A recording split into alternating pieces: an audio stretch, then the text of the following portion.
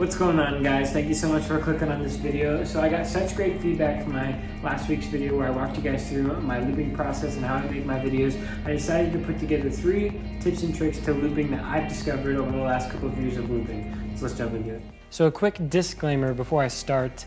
All the tips and tricks that I'm about to talk about will work on any loop pedal that you have. Now I do have some recommendations. My first one is the Digitech Jam Man. This is a really affordable pedal and still allows you to have a lot of options with how many tracks you can layer and different things like that. Another really solid option is the Boss RC300 loop station, which I had to look down to check because that's what I'm using in this video. This one is a little more expensive, but it is such an amazing pedal. And it's great for live settings because it lets you do so many more different tracks and take things in and out. But like I said, all these tips and tricks will work on any loop pedal that you have. So let's get started. Tip number 1, start with the groove.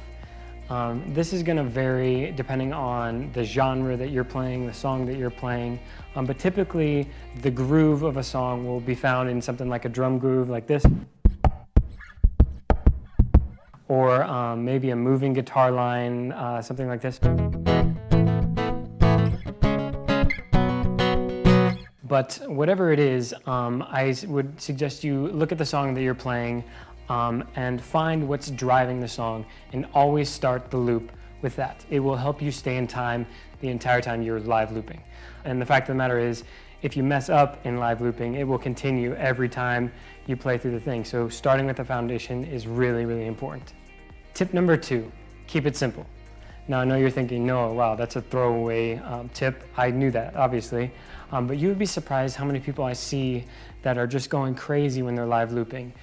The fact of the matter is you don't need 15 guitar loops and you don't need six or 7 drum loops and a bunch of other weird stuff.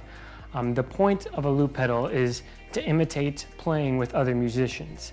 So when you look at a live band, you're never gonna see 14, 15 guitarists and 6 different drummers and a bunch of different vocalists. That's just something that's super uncommon.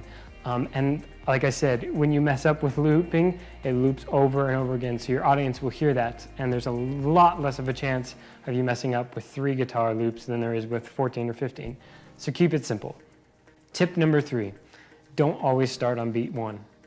Now what do I mean by this? Obviously, if you're building your loop from scratch, you're going to have to start on beat 1. There's no getting around that, but so often I see musicians with loop pedals looping a 4-chord chord progression, and then they let the loop pedal play through that chord progression again before they loop their next track. Now there's a lot of problems with this, but the main one is it's extremely boring, and it takes way too long to build the loop. And if you're recording a cover or a video, your audience is gonna click away or skip because it takes too long and it's boring. And if you're doing a live setting, your audience is just gonna get bored, and those are 2 things that you want to avoid as a musician. So I'm gonna show you 2 demonstrations to kind of visualize this a little better because I know it can be kind of confusing. So this first one is something you should not do when you're live looping.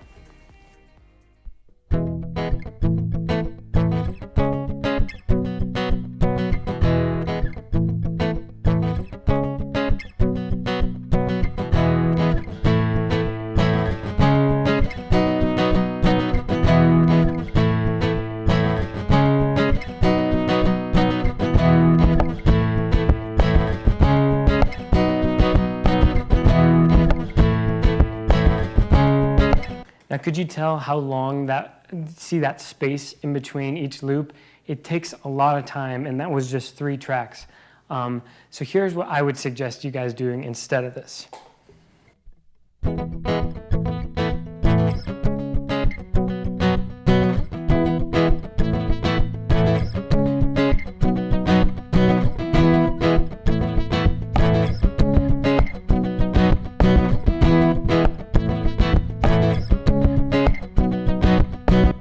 Could you see how much faster that was?